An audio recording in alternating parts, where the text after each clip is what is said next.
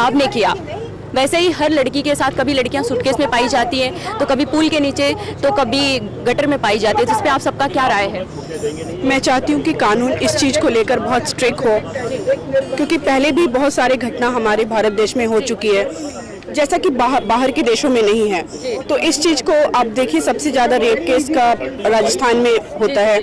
तो हर जगह की सरकार को बहुत थोड़ा स्ट्रिक्ट होना पड़ेगा इस चीज़ों को लेकर, क्योंकि हम लड़कियां हैं, हम इमोशनल होते हैं, हम किसी पे बहुत जल्दी ट्रस्ट कर लेते हैं और फिर हमारे ट्रस्ट को के साथ खेला जाता है, उसे तोड़ा जाता है और इस तरह की घटना बाहर सामने आके निकलती है।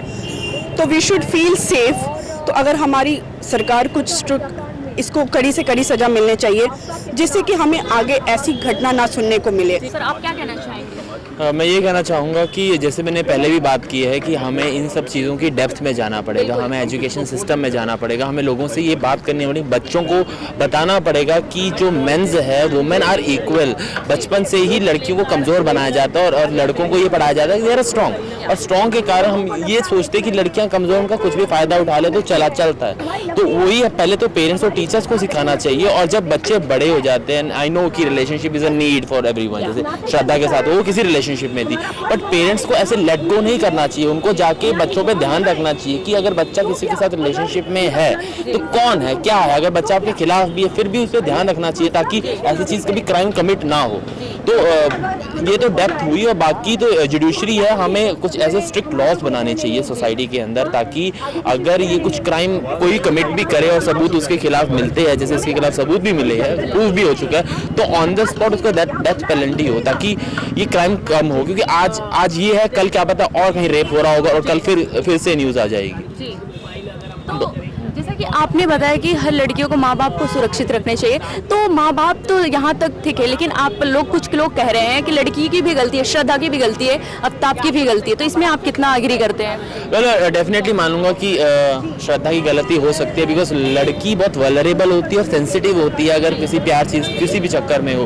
बट उस केस में पेरेंट्स को साथ में होना चाहिए, श्रद्धा के साथ होना चाहिए कि हमारी बेटी किसके साथ है, कहाँ जा रही है। ठीक है, हम कभी कभी हम ऐसे रिलेशनशिप्स में चले जाते हैं कि हम फैमिली के अगेंस्ट हो जाते हैं, लेकिन पेरेंट्स को उसे गिव अप नहीं करना चाहिए। उनको देखना चाहिए कि उनकी बेटी कहाँ है, क्या कर रही है, तभी तो पता चलेगा कि हो क्या रहा है उनके बच्चों की लाइफ में। उनकी रिस्पॉन्सिबिलिटी है बच्चों को देखना। और लड़कियों को भी मैं ये बोलना चाहूँगा कि आप किसी के साथ भी अगर रिलेशनशिप में जाते हैं तो देख कर जाइए, अपनी फैमिली का सपोर्ट अपने साथ रखिए। अगर फैमिली सपोर्टिव नहीं होती है तो आपको इतना स्ट्रांग खुद होना चाहिए कि आप सब चीज़ हैंडल कर सको, ताकि ये सिचुएशन किसी के साथ भी ना हो। आप क्या कहना चाहेंगे इससे? जी, मैं फर्स्ट ऑफ ऑल ये तो कहना चाहूँगा कि हमारे देश की फोरेंसिक टीम ज़्यादा अच्छी नहीं है। अगर ज़्यादा अच्छी होती तो अभी तक डीएनए रिपोर्ट मैच हो गई होती और सारी चीज़ें आपस में शेयर हो गई होती और पता लग जाता कि कसूर किसका है। दूसरी चीज़ मैं ये कहना चाहूँगा कि बचपन से ही जब बच्चा बड़ा होता है, स्कूल में जाता है, तो वो सारी वायलेंस देखता है। तो हमारे देश में वायलेंस बिल्कुल ही स्टॉप होना चाहिए, चाहे वो टीचर हो, चाहे वो पेरेंट्स हो, चाहे कुछ हो। अगर स्टार्टिंग से वायलेंस के पास आएंगे, टीचर अगर बच्चे को मारेगा तो उसके अंदर एक खून उबलता है बचपन से ही, तो वो चीज़ें आगे जाके इवॉल्व होती हैं। इसमें कोई रिलीजन का कसूर नहीं है, कोई हिंदू मुस्लिम, इसमें आप रिलीजन को प्लीज़ ना ही लाओ तो ज़्यादा अच्छा है। दूसरी चीज़ ये है कि एक ऐसा कानून बनना चाहिए कि अगर कोई ऐसा कुछ कसूर करता तो पता होना चाहिए कि भाई सज़ा क्या मिलेगी उसको। तो these are the things that which I want to say, that's all.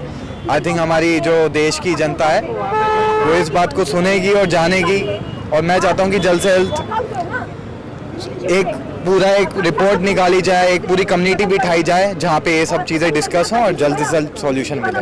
बिल्कुल, आपके पास हमारे साथ सरली चोपड़ा जुड़ चुकी है। देखिए, इस जो मार्च यहाँ पर करना था सरली चोपड़ा आ चुकी है। सरली जी, क्या कहेगी आज आप देख रहे हो सरकार अपनी चुप्पी तोड़े, आपके हाथ में जो वोट बैनर है, किस तरीके से आपको लग रहा है सरकार या फिर सत्ता के बारे में बताएं आप थोड़ा सा। देखिए, हम देखते आ रहे हैं कि कैसे इस देश में